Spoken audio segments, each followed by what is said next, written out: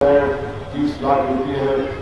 ये मजलिस इत्तेहाद मुस्लिमीन के 5 साल का रिकॉर्ड बोलिए या परफॉर्मेंस रिपोर्ट बोलिए, जिसको मैंने आपके सामने रखा। मैं आपसे गुजारिश भी करने आया हूँ कि जो काम अभी ज़ेर तकमील है या जो काम नहीं हुए हैं, इंशाअल्लाह ताला उन तमाम कामों को मजलिस इत्तेहाद मुस्लिमीन की नुमाइंदगी पर पूरा किया जाएगा। मैं आपसे ये भी अपील करूँगा कि 1 दिसंबर के दिन आप तमाम हज़रात अपने घर के तमाम जिम्मेदारों के साथ, हमारी इज़्ज़तदार माँ और बहनों के साथ उनको लेकर पोलिंग बूथ को जाइए और अपने वोट का इस्तेमाल करिए। इस बल्दिया के इंतखाबात में आपको बैलेट पेपर दिया जाएगा और बैलेट पेपर में जहाँ पर बटन का निशान होगा वहाँ पर आपको मोहर लगाकर उस बैलेट पेपर को मोड़कर आपको उस बैलेट पेपर को बैलेट बॉक्स के अंदर डालने से ही आपके वोट का इस्तेमाल या आपके वोट की गिनती होगी। तो मेरी आपसे गुजारिश है कि भरपूर अपने वोटों का इस्तेमाल करिए, मजलिस को मजबूत करिए। आज आप देख रहे हैं कि मुख्तलिफ तरीकों से, मुख्तलिफ जावियों से मुख्तलिफ सियासी पार्टियां एक होकर मजलिस इत्तेहाद मुस्लिमीन पर हमला कर रही है। ये मजलिस के लिए कोई नई बात नहीं है। मैं जानता हूं कि मजलिस की तारीख में ऐसे कई वाक़यात और ऐसे कई चैलेंजेस आए और अल्हम्दुलिल्लाह अवाम ने मजलिस का साथ दिया। अल्लाह सुब्हानहू व तआला ने अपने फजल और करम से हमेशा मजलिस को कामयाब और कामरान किया। आपको याद होगा कि जब एन टी रामाराव की हुकूमत थी, हैदराबाद में जब बल्दिया के इलेक्शन हो रहे थे, तो उस जमाने में मीर जुल्फ़िकार अली 4 महल से मजलिस के उम्मीदवार थे। तो वहाँ पर एन टी रामाराव की पार्टी से लोग कहीं एक आंध्रा के इलाके से आकर बम फेंके थे, उसमें एक औरत जख्मी हुई थी। जब उस औरत को अस्पताल लेकर जाया जा रहा था तो उसने कहा कि मैं वोट डालने आई हूँ मजलिस को, मैं वोट डालकर अस्पताल में जाऊंगी। वो जज्बा आज भी अवाम में जिंदा है और मुझे यकीन है कि ये बीजेपी हो या कांग्रेस हो या कोई और तेलुगु देशम पार्टी हो, इनके तमाम सियासी मजलिस पर जो तनकीद का निशाना बनाया जा रहा है, ये कामयाब नहीं होंगे। इंशाअल्लाह ताला मजलिस के उम्मीदवार ही बड़ी तादाद में हैदराबाद की बल्दिया के इंतखाबात में कामयाब होंगे। आप देखिए कि बीजेपी का हर सेंट्रल मिनिस्टर आ रहा, कोई ना कोई आ रहा है। कोई यूपी का भी चीफ मिनिस्टर आ गया। ये सब एक ही बात कह रहे हैं, हैदराबाद का नाम बदल देंगे, मजलिस को वोट देना फिरका परस्त पार्टी है, असदुद्दीन ओवैसी जिना है और ये फुला बात, ये 3-4 पॉइंट कर बीजेपी ये बताने से हासिल है कि नरेंद्र मोदी बहैसियत वजीर आजम हैदराबाद की तरक्की के लिए कितना पैसा दिया, हैदराबाद के डेवलपमेंट के लिए, हैदराबाद के रोडों के वाइडनिंग के लिए, फ्लाईओवर बनाने के लिए, नई पानी की लाइन डालने के लिए, नई ड्रेनेज लाइन डालने के लिए कितने पैसे दिए। बीजेपी के पास इसका जवाब नहीं है। जब हैदराबाद में 100 साल के बाद बारिश हुई और सैलाब आया, आज बीजेपी 1 पैसा नहीं दिया हैदराबाद। जो 10,000 रुपये के लिए गरीब आवाम परेशान थी, जिसको यही लोग जाकर बंद करवाए। अगर मोदी की हुकूमत हैदराबाद की आवाम की फाइनेंशियल हेल्प करती तो गवर्नमेंट के ऑर्डर के मुताबिक जिसके घर में पानी आता है, उससे उसके घर के सामान का नुकसान होता है, उसको कम से कम 80,000 से 1 लाख रुपये मिलते। मगर बीजेपी 1 पैसा नहीं दी। अब अपनी जब हम इनके कमजोरियों को आवाम के दरमियान में रखते हैं तो बीजेपी की तरफ से बोला जाता है असदुद्दीन ओवैसी जीना है, भूला है। अरे भाई, आप शहर के लिए क्या किए बताओ ना। और बल्दिया के इंतखाबात में बल्दिया के इंतखाबात में हैदराबाद का नाम बदल देंगे। हैदराबाद का नाम क्या रखेंगे आप? तो बीजेपी कहती है हैदराबाद का नाम भाग्यनगर रख देंगे।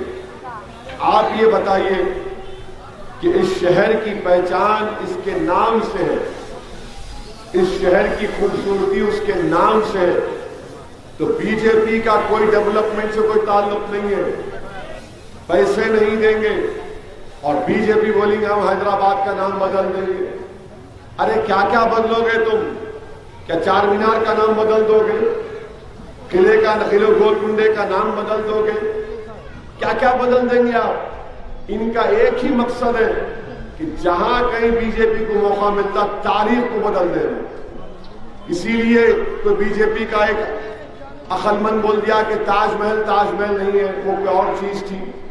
تو ان کا مقصد ایک ہی ہے کہ فرقہ پرستی کو فروغ دیا جائے، تاریخ اور تہذیب اور تمدن کو ختم کر کے رکھ دیا جائے۔ میری آپ سے گزارش اتنی ہے کہ جو حیدرآباد سے محبت کرتا ہے حیدرآبادی، اس کو اپنی تاریخ کو بچانا ہے، اپنی تہذیب کو بچانا ہے، اپنی زبان کو بچانا ہے۔ آپ اندازہ لگائیے کہ یہاں پر جو اردو بولی جاتی ہے وہ منفرد اردو بولی جاتی ہے، وہ ایسی اردو آپ دوسرے ملک کے حصے میں جائیں گے تو لوگ ذرا ہنسیں گے بھی سن کے ہماری بات زبان کو۔ تیلگو، یہاں کی تیلگو آندھرا کے تیلگو سے مختلف ہے، اس میں بہت سے دکنی الفاظ بھی استعمال ہوتے ہیں۔ تو اسی لیے آپ تمام سے میری اپیل ہے کہ اس شہر کی خوبصورتی کو بچائیے۔ اور 6.5 سال ہوا تلنگانہ بن کر، یہاں پر الحمدللہ کرفیو تو دور کی بات ایک ٹینشن کا ماحول بھی پیدا نہیں ہوا۔ اور قابل مبارکباد حیدرآباد کی عوام جنہوں نے شہر کے امن کو مضبوط کیا، یقیناً کریڈٹ ملنا چاہیے پولیس کو بھی اور مجلس اتحاد المسلمین کو بھی۔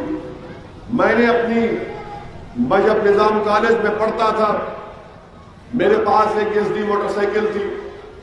سید یوسف صاحب پہلی مرتبہ جب رکن بلدیہ بنے یوسف صاحب، تو ایک بلدیہ کا بائی الیکشن ہوا تھا۔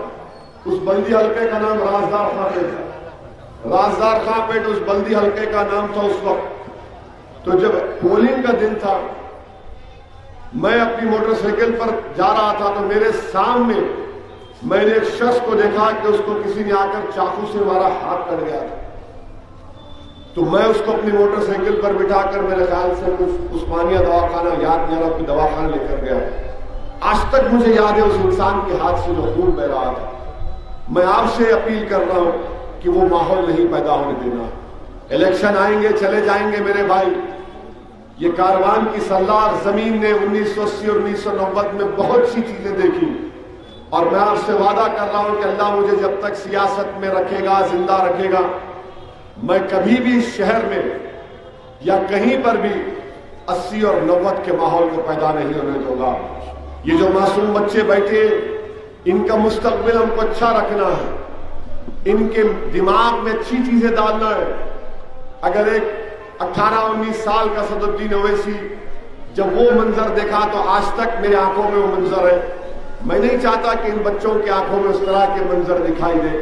اسی لیے میری آپ سے اپیل ہے کہ متحدہ طور پر اپنے ووٹ کا استعمال کریے، پتنگ کے نشان پر مہر لگائیے۔ میں ہمارے جو مجلس کو نہیں چاہتے ان سے بھی اپیل کر رہا ہوں، آپ مجلس کو مت چاہو مگر کام تو دیکھو ہمارا۔ ہم کام کی بنیاد پر آپ سے اپیل کر رہے ہیں کہ ہم کو ووٹ دو۔